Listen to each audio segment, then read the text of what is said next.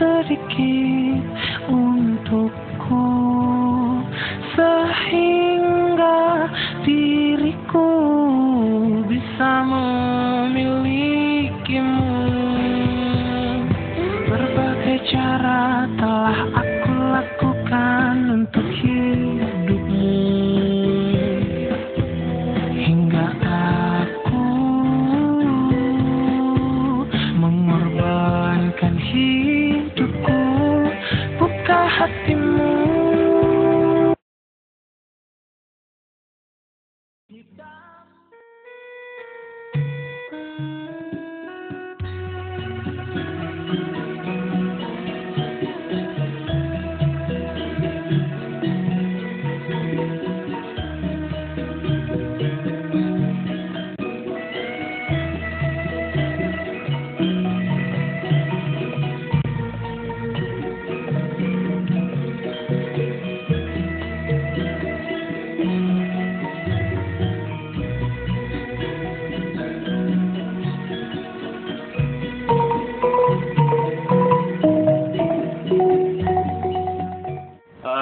Sekarang kita praktek membuat pupuk vokasi. Bahan dasarnya adalah dari kotoran ternak, dari kotoran sapi, kotoran kambing, atau kotoran ayam bisa digunakan untuk pupuk vokasi. Kotoran ternak itu yang sudah cukup lama, yang sudah menjadi tanah. Terlebih dahulu kita ayak untuk memisahkan logam, mungkin ada sampah plastik dan juga batu yang tidak bisa tercampur di dalam pupuk ini. Kemudian bahan yang kedua adalah kita menggunakan abu. Bahan yang ketiga kita menggunakan dedak. Yang keempat kita menggunakan dolomit. Kemudian kita juga masih menggunakan sedikit pupuk kimia, diantaranya pupuk SP, pupuk NPK, dan juga pupuk urea.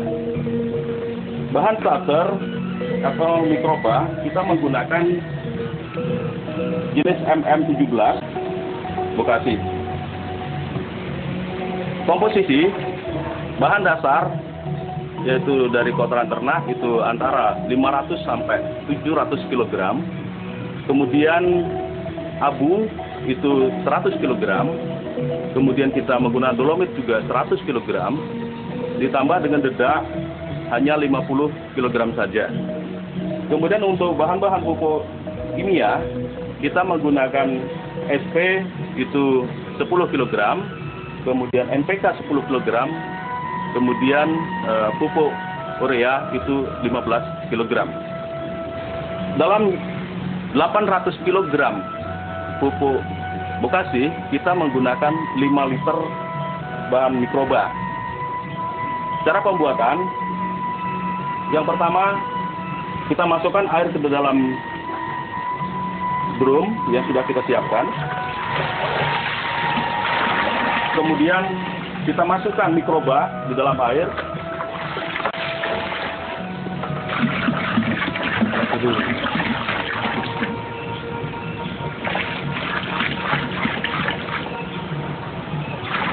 Selanjutnya diaduk secara merata.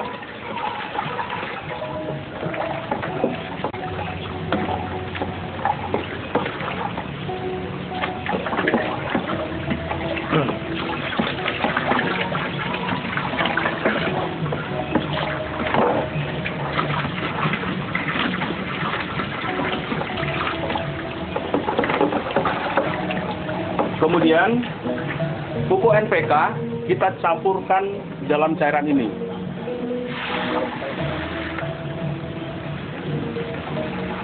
NPK yang biasa kita gunakan atau yang dianjurkan adalah diaduk sampai rata.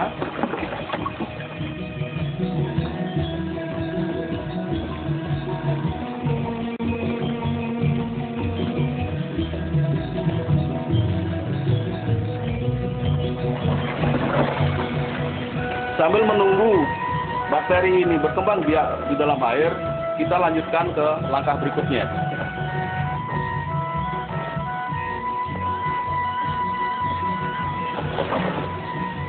Langkah selanjutnya adalah bahan dasar, yaitu kotoran ternak, kita hampar di tempat ini ketebalan kira-kira sekitar 25-30 cm. Kemudian di atasnya kita taburkan abu.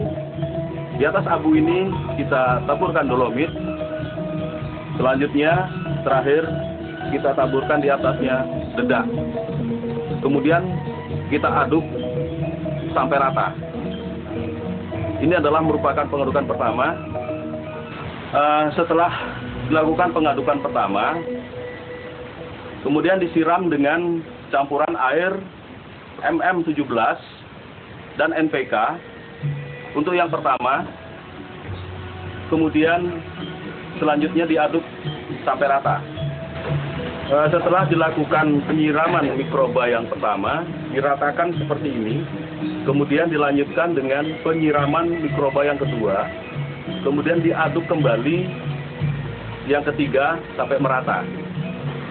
Langkah terakhir adalah adonan tadi yang sudah diaduk kita campur kembali dengan pupuk SP dan pupuk urea. Adapun MM17 adalah bahan fermentasi yang kita gunakan tadi. Ini sangat cepat untuk memfermentasi, cukup dalam waktu 1 jam saja sudah bisa digunakan. MM17 ini bisa kita dapatkan di agen-agen yang sudah tersebar di seluruh Lampung. Kemudian setelah kita melakukan pengadukan yang terakhir, pupuk ini kita tutup selama 1 jam, kemudian bisa langsung kita packing. Apabila digunakan lebih dari 1 minggu, ini karungnya harus dilapisi dengan plastik di dalamnya. Ini dapat disimpan sampai 2 tahun lamanya. Pupuk ini bisa diproduksi langsung oleh petani, dapat juga menghubungi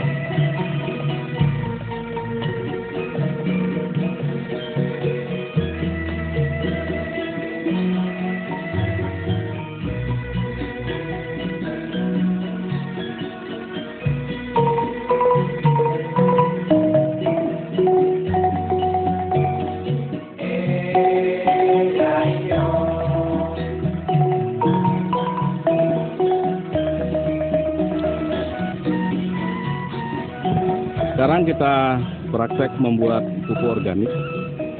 Bahan-bahan yang pertama ini adalah mikroba. mikroba ini isinya bakteri.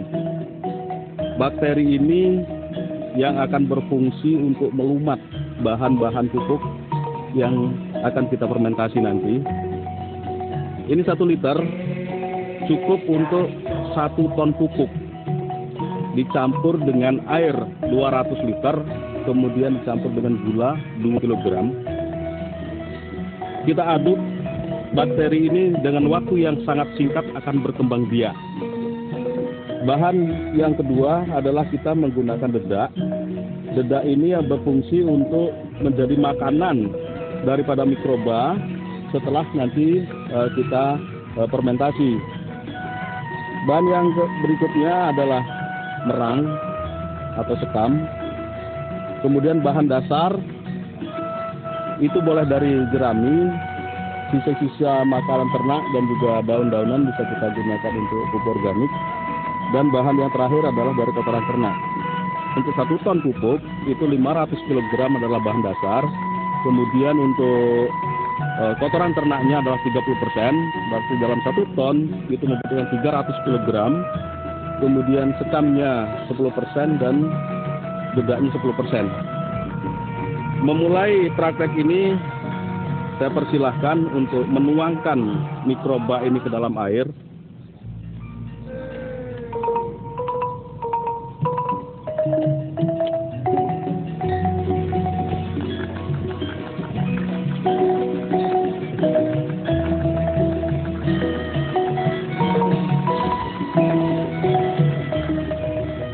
Kemudian gula dimasukkan.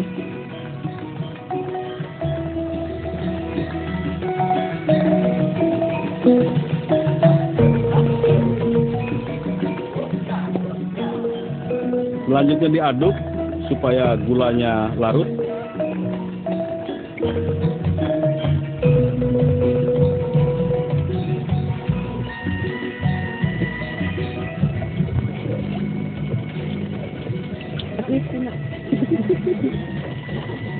Oke, saya kira cukup. Kita sudah menyelesaikan tahap pertama dengan bahan dasar. Kita taburkan sekam dan sisa pakan ternak di lapis paling bawah.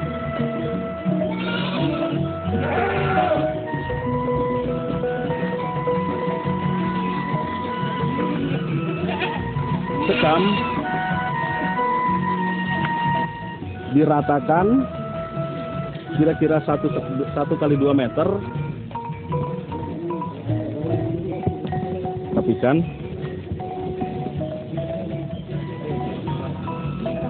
Oke, saya kira sementara cukup, ini cepat diratakan dulu biar rapi. Setelah kita ratakan, kemudian kita lapisi dengan merang.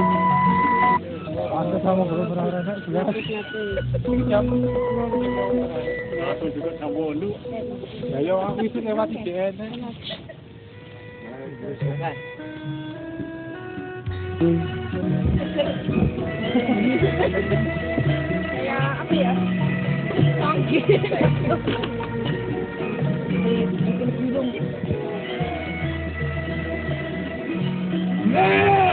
Setelah disiram bahan starter atau bahan fermentasi ini bisa dilanjutkan berlapis-lapis dengan cara yang sama.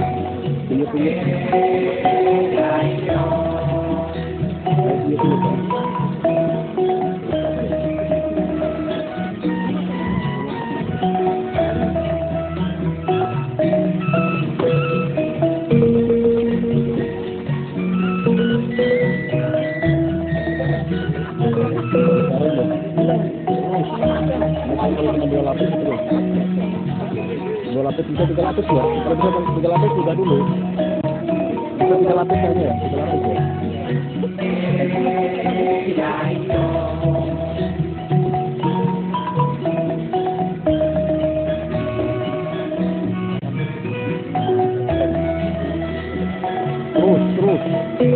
Terus namanya.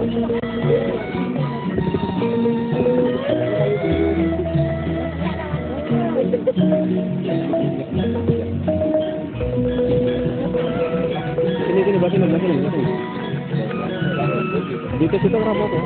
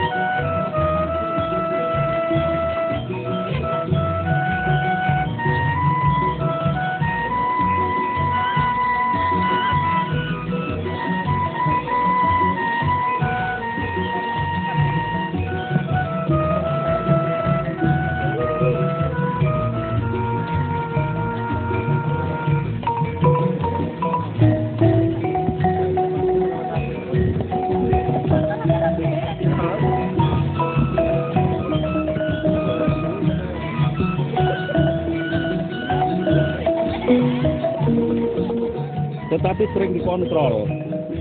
Satu hari kalau bisa setiap hari dikontrol untuk mengetahui suhunya.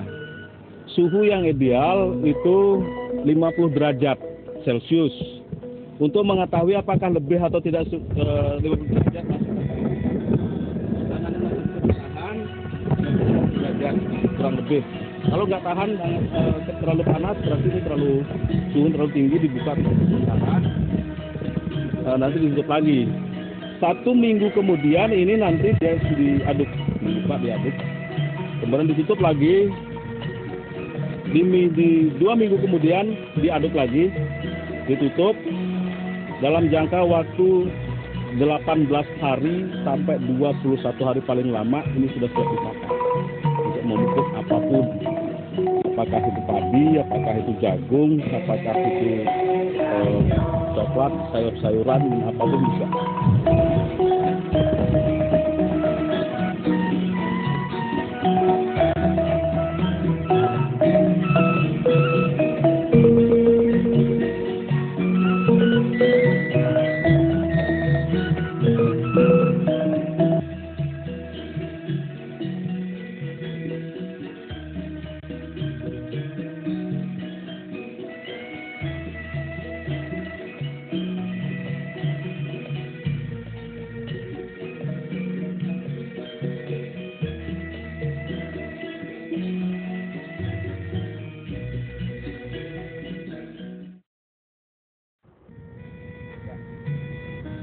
Kita telah berada di lahan persawahan.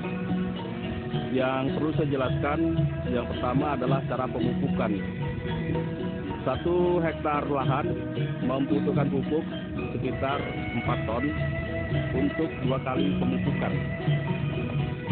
Pemupukan yang pertama dilakukan sebelum dilakukan pembajakan.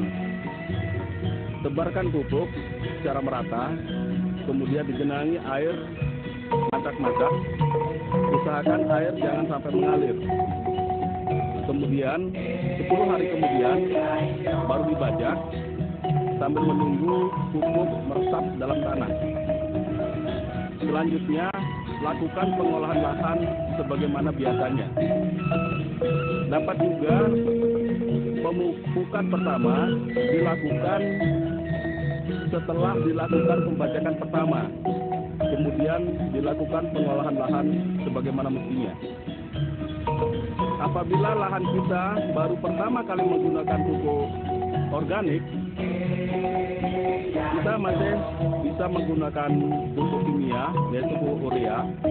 Namun jumlahnya tidak terlalu banyak, cukup 50% daripada pada umumnya kita menggunakan pupuk organik, pupuk kimia menurut saya. Pemupukan yang kedua itu dilakukan setelah penyiangan. Setelah penyiangan kita lakukan pemupukan yang kedua, ditebarkan secara merata. Kemudian tinggal menunggu hasilnya. Inilah cara pemupukan. Yang kedua, lahan sebelum digaris itu perlu dibuat parit di sekitar pematang. Tujuannya air itu hanya berada di parit tersebut. Di lahan yang akan kita tanami cukup macak-macak saja. Kemudian jarak tanam itu minimal 25 kali 25 cm. Idealnya teknologi SRI itu 27 kali 27 cm. Itu yang ideal. Kemudian penanaman untuk satu lubang itu hanya cukup satu batang saja. Tidak seperti pada umumnya satu tancapan itu mencapai 4 atau 5 batang. Karena benih yang kita tanam ini sudah diseleksi terlebih dahulu.